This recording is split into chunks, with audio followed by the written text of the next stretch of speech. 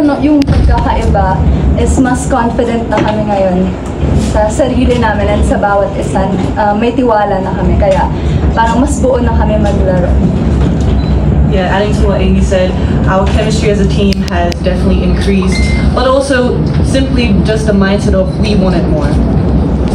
Coach, nag-say na lang po dun sa blocking ng team. I think you guys had 20 blocks in this game. 20 against 8 lang po ng USD. So, yun nga, sabi ko, ang ganda ng blocking namin ngayon na nakaka-read na sila. Baga, yung tinetraining namin na blocking, siguro nagmamatter ngayon.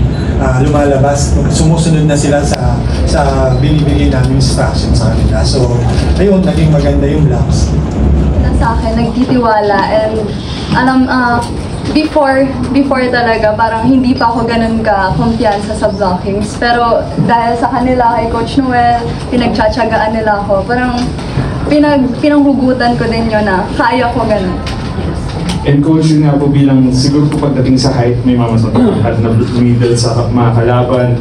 Pero bilang blocking din po talaga yung Lasal, paano nyo lang siguro siniguradong mas magiging pulido pa yung net defense niyo? Sa amin naman, sinasabi naman namin sa kanila yung sa blocking, hindi naman dahil sa tangkad na it's all about timing eh.